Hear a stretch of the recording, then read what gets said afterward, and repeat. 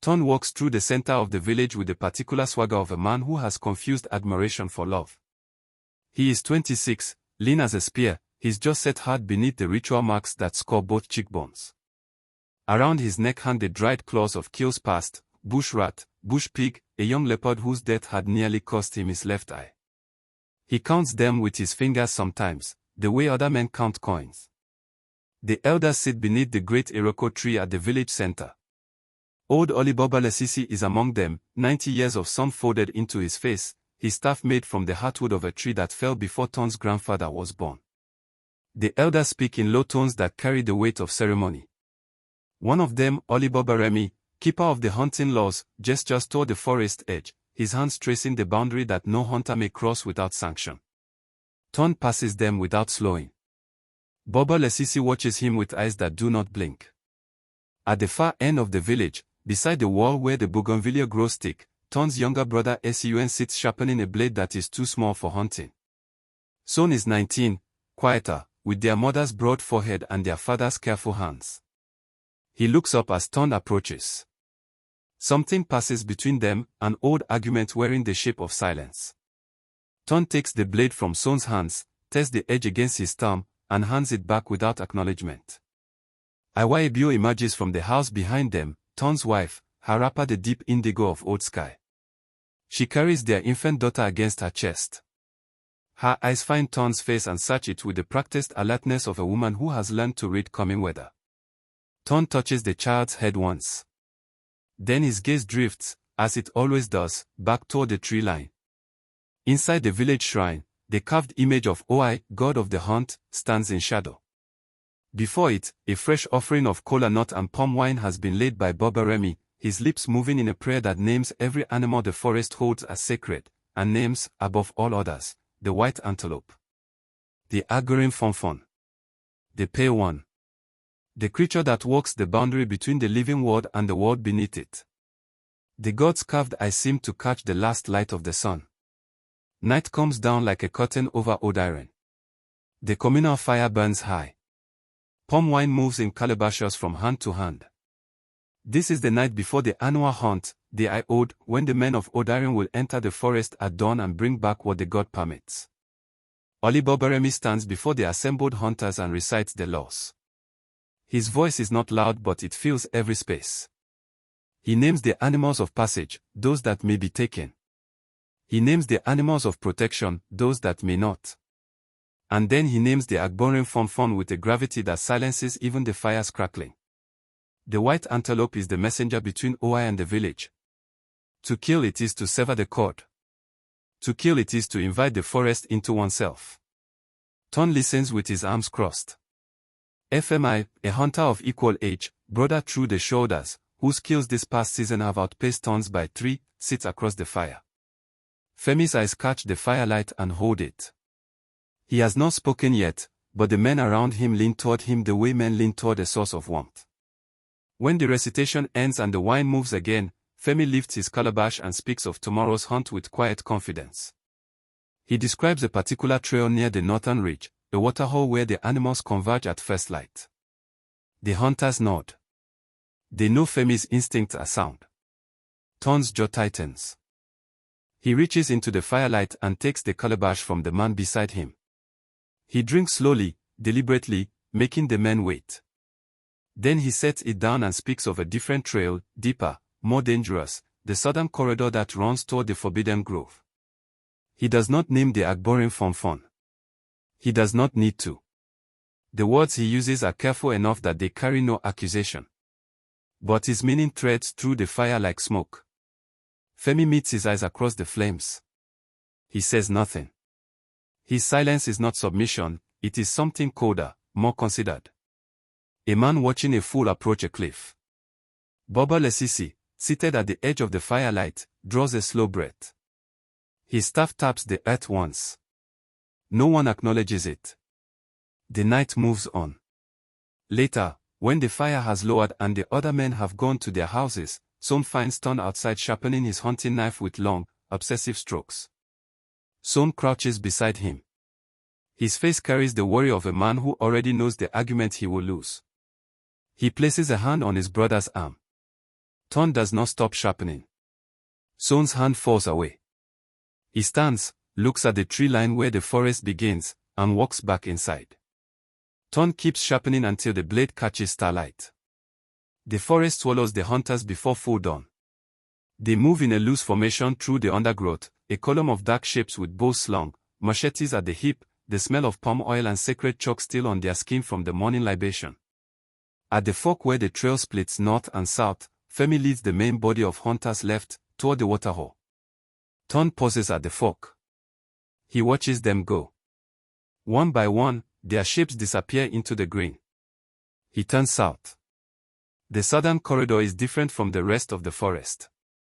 Even the light changes here, it filters through the canopy at strange angles, falling in columns that shift and vanish.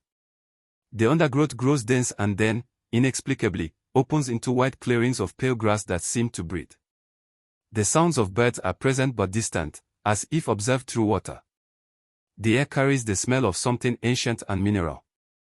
Ton moves through it with his jaw set and his eyes narrow. He is not unafraid. But he has built his identity on the performance of fearlessness for so long that he has nearly forgotten the difference between the two. He finds the spoor at the edge of the forbidden grove, hoof prints pressed into the soft earth, each one precise and deep, larger than any ordinary antelope.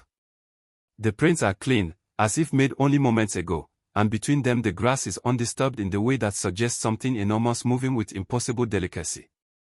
Ton crouches. He reads the trail with a hunter's practiced eye. He follows. The forbidden grove announces itself with silence. Not the ordinary quiet of early morning but a silence that has weight, that presses against the eardrums. The trees here are draped in Spanish moss that sways without wind. Orchids grow from the bark in clusters of white and violet. The ground is covered in a moss so fine and unbroken it looks like the surface of still water. And there, at the center of the grove, beside a pool that reflects no clouds, the Agrian fonfon. It is enormous. Its coat is not white in the way that cloth is white but in the way that light is white, it seems to generate its own illumination. Its horns spiral upward in perfect geometry, tipped with something darker than shadow. It stands at the pool's edge and drinks, and the ripples that move from its muzzle travel outward in perfect, unbroken circles. It does not run. It raises its head and looks at Ton directly. Its eyes are golden and without fear, without recognition, without any quality that resembles the ordinary animal impulse for self-preservation. It simply looks. As if it has been waiting.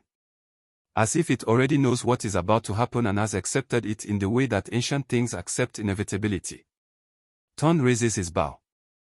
His arm trembles, not from weakness but from something deeper, some root-level warning firing in the oldest part of his nervous system. The bow trembles. His fingers tighten on the string. He releases. The arrow takes the antelope through the throat. The sound it makes when it falls is not the sound of an animal falling. It is the sound of something structural giving way, a crack that seems to pass through the earth itself, through the moss and the roots and the old stone underneath. The pool goes still. The moss darkens. The orchids close like fists. Ton stands over the body. The white coat is already dulling. He waits for triumph. It does not come. In its place is something cold and rootless, like opening a door to a room you expected to be full and finding it empty. He puts his hand on the antelope's flank. The warmth leaving it seems to flow into his palm and up his arm. He does not notice, yet, that the warmth does not stop at his shoulder. Ton drags the white antelope from the grove with a length of rope looped around its horns.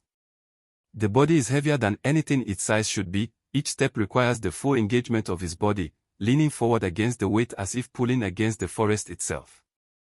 By the time he reaches the main trail, sweat runs from every pore and his breath comes in labored pulls. The other hunters find him at the trail junction. They see what he carries and the effect is immediate and total. Femi goes rigid. 3 of the younger hunters step back. An older man, Hunter Ogun, a veteran of 35 seasons, makes the sign against evil with his left hand, his fingers moving through a gesture so habitual it precedes conscious thought. No one speaks for a long moment. Femi steps forward. He looks at the animal, then at Ton. His face does not show anger. It shows something worse: recognition. The recognition of a man who sees a catastrophe that has already occurred and understands that nothing now can unoccur it. Ton straightens. He lets go of the rope. He looks at the assembled hunters with the expression he prepared in advance, the expression of a man who has done something extraordinary, who expects to be seen. He waits for the reaction he imagined beside the fire last night. What he gets is silence and Femi's steady, sorrowful gaze. The procession back to the village is unlike any Odarian has known. The hunters carry their own game: bush pig, waterbuck, 3 large guinea fowl, but they walk at a distance from Ton and his burden. The rope drags through the dust. No one helps him. At the village gate, Bobaremi is already waiting. Word travels in Yoruba villages the way water travels, finding every crack, arriving everywhere at once. He stands with 2 other elders, their faces closed and grave. When Ton passes through the gate dragging the white antelope, the women who are present look away. Not from respect but from the instinct to avoid witnessing something irrevocable. Bobaremi does not shout. He does not curse. He simply looks at the dead animal and then at Ton with the expression of a man watching a village burn from a distance too great to cross. Son appears in the crowd.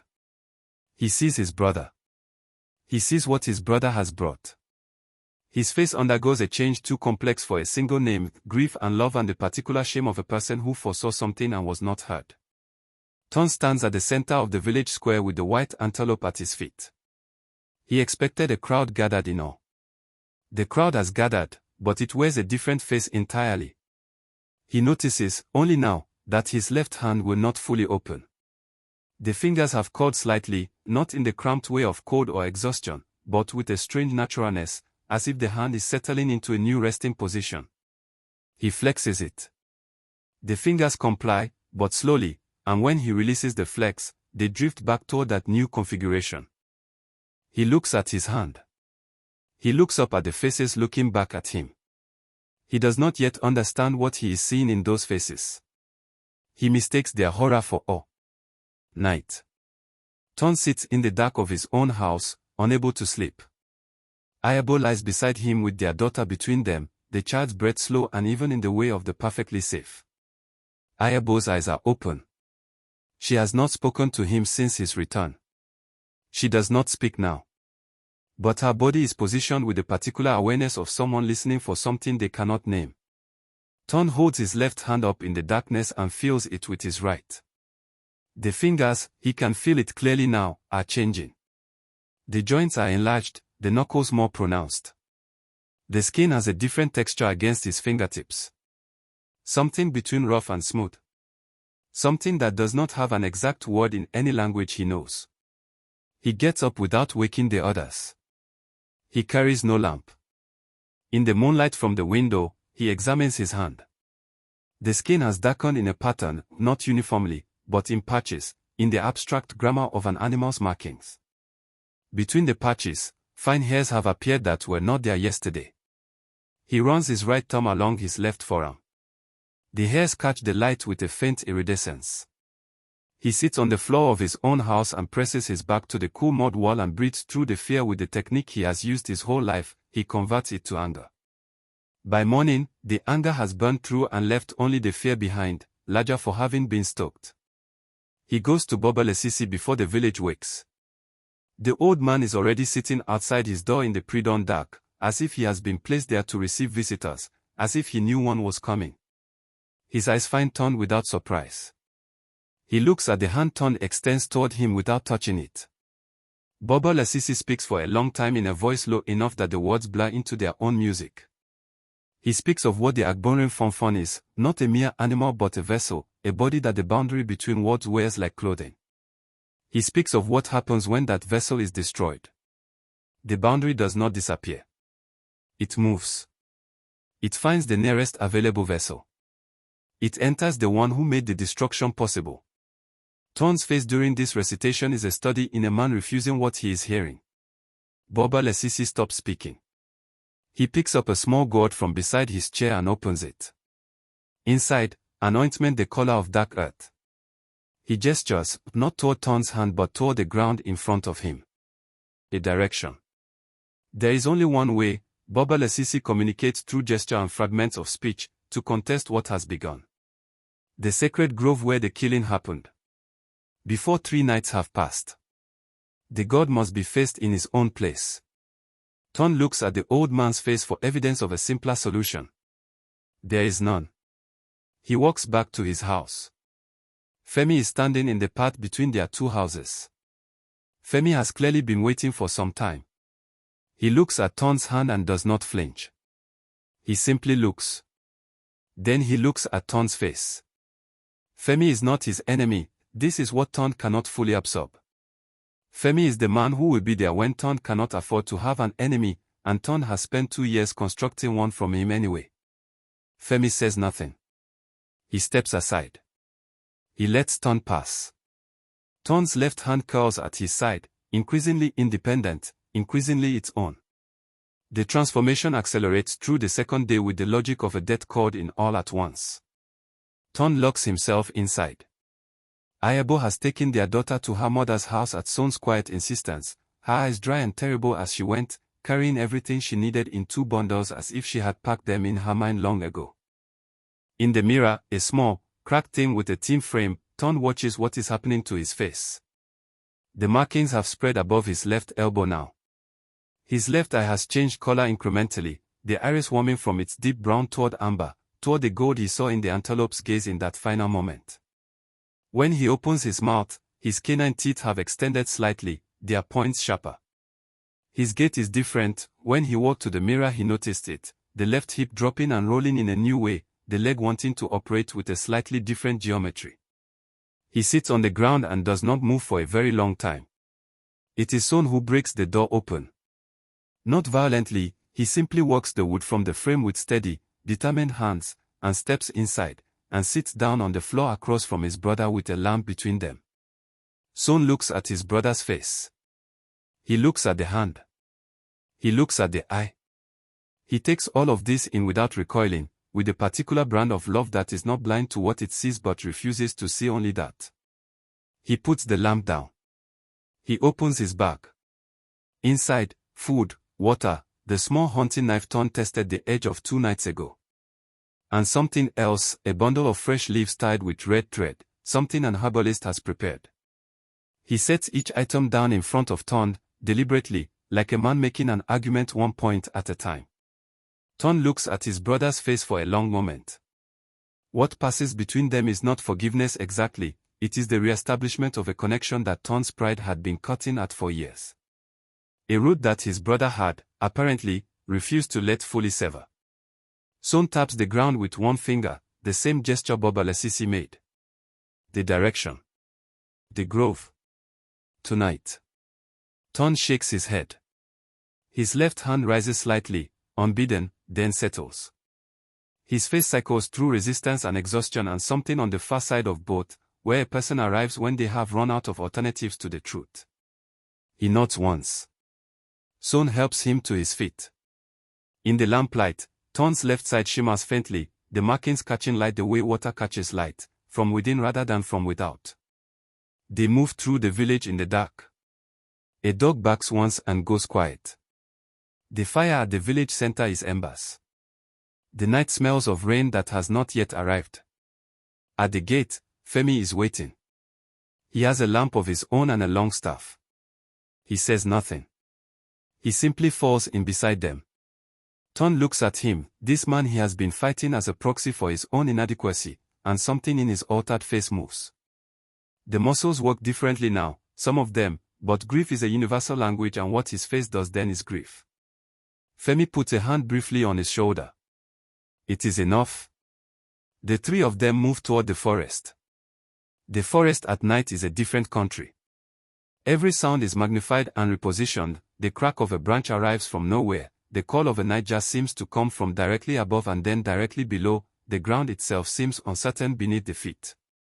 Femi's lamp throws a circle of warm light that the darkness presses against continuously, finding every gap.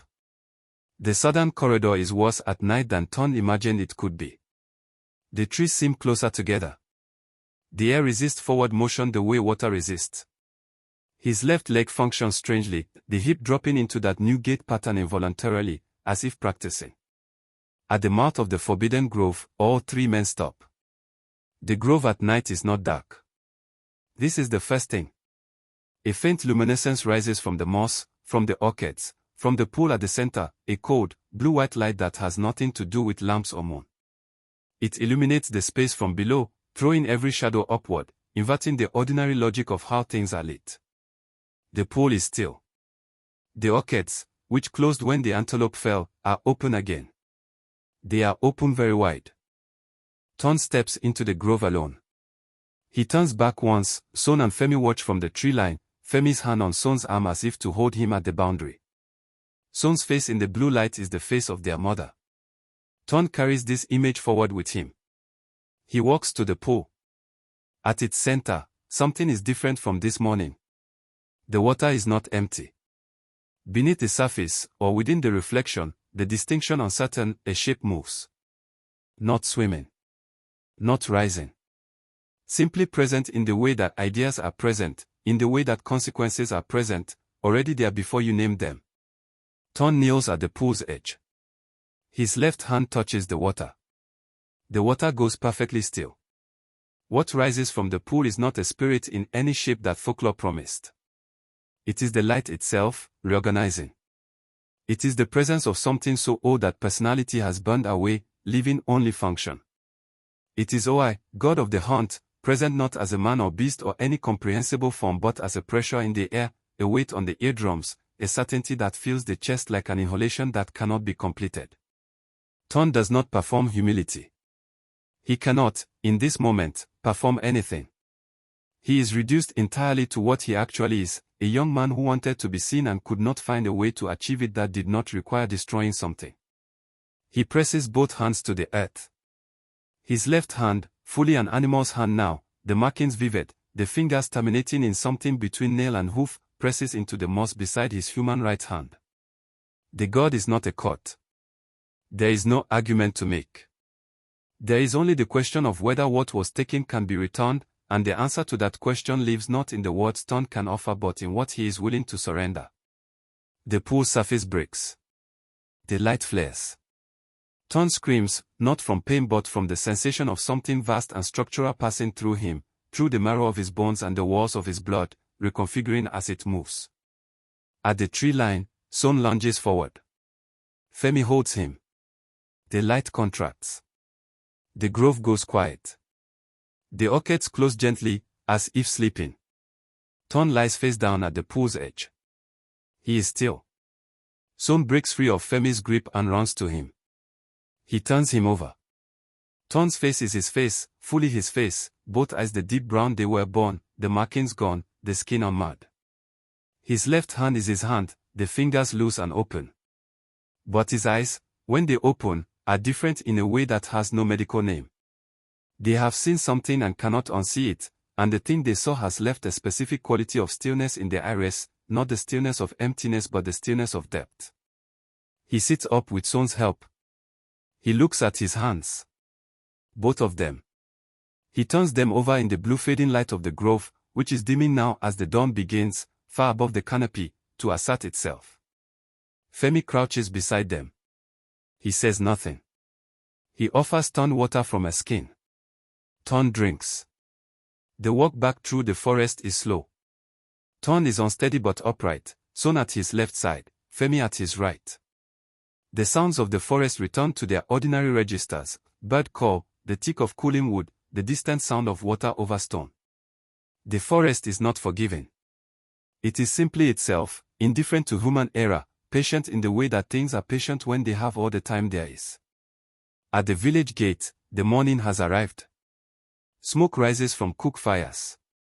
Children's voices in the compound. The ordinary life of Old Iron, continuing. Bobo Lesisi stands at the gate.